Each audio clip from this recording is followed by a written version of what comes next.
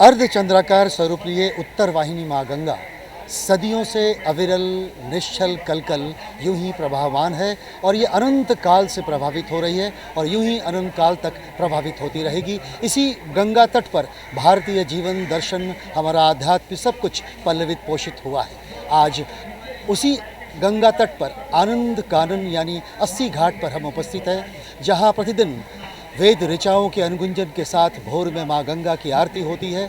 उसके बाद उगते सूरज के साथ कलाकार संगीतांजलि देते हैं और स्वस्थ रहना बहुत ज़रूरी है, इसे ध्यान में रखते हुए योग की पाठशाला का आयोजन होता है। ये तीनों का संगम विगत 9 वर्षों से यहाँ प्रतिदिन होता है।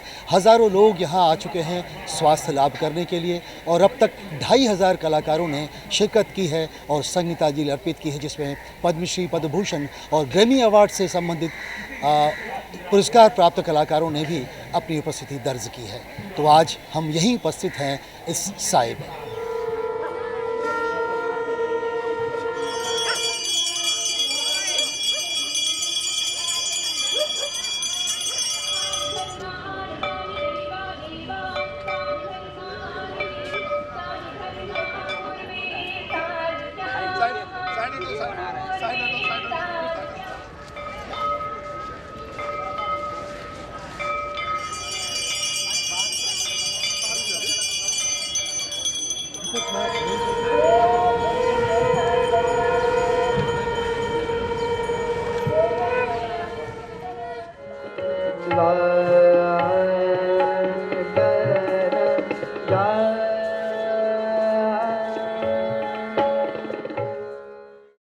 योग जो आप यहाँ कराती हैं, ये कितने वर्षों से कराती हैं? जी, यहाँ पर तो 2014 से हो रहा है।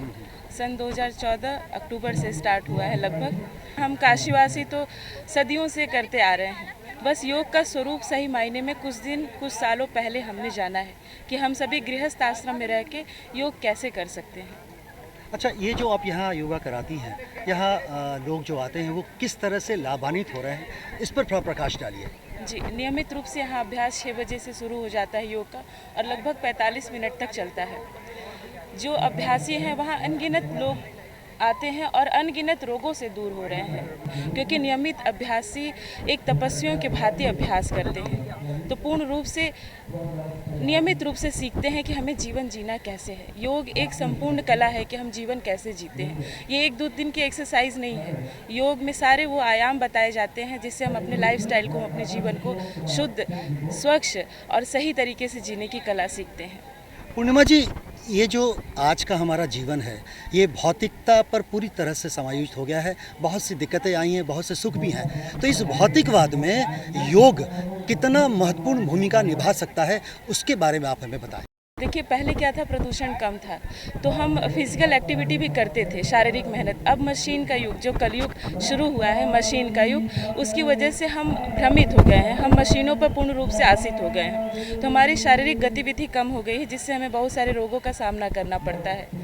इस परिप्रेक्ष्य में क्या हो गया है कि योग का अनुसरण बहुत ज़रूरी है, जिसमें हमें यम, नियम, आसन, प्राणायाम, प्रत्याहार, धारणा, ध्यान, समाधि को समझने के लिए पूरी तरह से अपने आप को बदलना होगा, जिसके लिए हम पूरी तरह से स्वस्थ हो सकते हैं। तो योग इस परंपरा में, इस परिवेश में, जब प्रदूषण पूरी तरह से हमारे ऊपर हावी हो रहा है, करना बहुत ज़रूरी है ताकि हम स्वस्थ जीवन जी सकें। अच्छा, नियमित रूप से अगर कोई योगा करे तो वो जीवन में किस पड़ाव पर पहुंचेगा और कैसा होगा उसका परिणाम, इसके बारे में आप ज़रूर बताएं। जी, देखिए, ये एक तपस्या की तरह होता है। 1-2 दिन की आप कोई भी फिजिकल एक्टिविटी, कोई भी एक्सरसाइज छोटे रूप में आपको लाभ दे सकती है, पर तपस्वी के भांति नियमित रूप से करेंगे तो लाभ आपका बहुत दीर्घ समय तक आपके अंदर रहेगा। और योग तो एक ऐसी परंपरा है जो हमारे जीवन से, हमारे शरीर से जुड़ा हुआ है। ये अलग नहीं, हमें खाने का समय, सोने का समय, उठने का समय, सब तरीके का समय सिखाया जाता है इसमें कि हम अपने जीवन शैली को कैसे परिवर्तित करें और स्वस्थ जीवन शैली अपनाकर पूरी तरह से स्वस्थ हों। ऐसे रोगों को लेकर जो आप काम कर रहे हैं, इसमें से कुछ खास चीज़ अगर आप मुझे बताएं। एक तरह से हमारी पीढ़ी बदल गई है, हमारे जेनेटिक में शामिल हो गया है कि अगर माँ बाप को है या दादी दादा को है तो आगे आने वाली पीढ़ी को होगा ही होगा। ये हम ब्रेक कर सकते हैं अपने जीवन शैली में। शुरू से बच्चों के परवरिश से लेकर हम सुधार कर हम ये चीज़ों को बदल सकते हैं। मतलब हम डायबिटीज़ के शिकार नहीं हो सकते हैं अगर अपने जीवन को हम समझ जाएं कि हमें किस तरह से जीवन अपनाना है। जिस नासा छिद्र से श्वास छोड़े हैं वापस उसी से खींचते हुए दूसरे नासा छिद्र से श्वास छोड़ने का प्रयास। 3 मिनट का अभ्यास अनुलोम विलोम प्राणायाम के लिए। प्राणायाम का अभ्यास करते रहें। पैर के अंगूठे से लेकर शरीर पूर्ण रूपे ऊर्जावान काया में परिणित हो रहा है। न चलने दे किसी तरह के कोई विचार, कोई भावनाएं। दर्शन करते हुए ओम रूपी स्वर से उत्सर्जित ऊर्जा को अपने भीतर महसूस करते हुए एक एक का कोशिकाएं नवनिर्मित हो रही हैं। अनुलोम विलोम प्राणायाम के अभ्यास में पूरी तरह से मन मस्तिष्क में शून्यता की स्थिति, योगस्थ चित्त वृत्ति निरोध, चित्त की चंचलताओं पर, चित्त की वृत्तियों पर पूरी तरह से नियंत्रण रखते हुए आगे की क्रिया कपालभाति।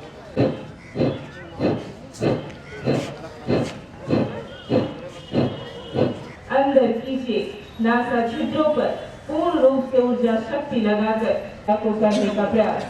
प्रत्येक श्वास क्रिया से नेत्र बंद करके उस अंग विशेष पर ध्यान लगाते हुए महत्वपूर्ण तरीके से करने का प्रयास।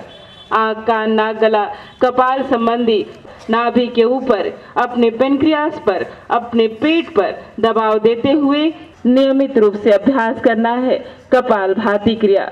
शरीर पूरी तरह से स्वस्थता के मार्ग पर नित्य प्रतिदिन अग्रसर हो रहा है। ध्यान की अवस्था लगाते हुए कपालभाति क्रिया का अभ्यास करें।